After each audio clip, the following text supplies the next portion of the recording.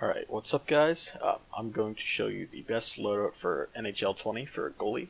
So what you first want to do is set your goalie to hybrid, either 6'1 or 6'3 depending on your playstyle, and make your weight 217 or any weight that you want. Just make sure that it gives you the most agility and speed while not reducing your rebound control too much. And if you want, it doesn't matter if you use left hand to catch your right hand, but the main thing you want to have is puck player and quick recovery, because most of the perks in the game either reduce your glove or your stick skills or your 5-hole by a large portion, and can make it much harder for you to save in the area that you're not good in. So stand up isn't as great as the hybrid, and neither is butterfly, because some people like to shoot high, some people try to sneak it through your 5-hole. You don't really know, it all depends on the situation. Usually if you're facing a sniper, especially in the lower levels, all they're going to try to do is snipe it, and usually the better players try to change their way of shooting, so it's much harder to predict what they're going to do. So hybrid's a good mix.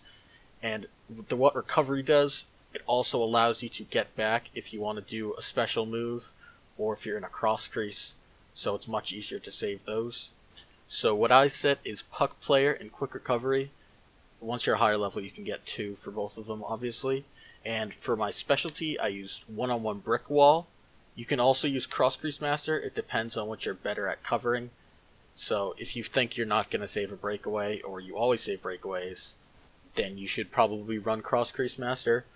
But there's a 30% chance that you'll save a breakaway statistically, and cross creases are just much harder to save, because you don't know if they're going to fake it, if they're going to pass it. So you just got to be aware. Another good thing to have is vision. So that's what 6'3 does. It helps with your vision, and that makes it so that your goalie is able to see over a screen, or it's able to predict a deflection and make it easier to save those, except for when it's off a defender, obviously, because that's just bad luck.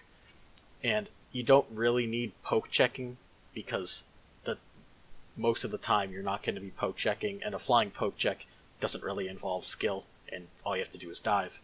And another good stat that you want to have is also rebound control, because this is probably what you're going to get scored on mostly if you're a solid goalie, is a rebound.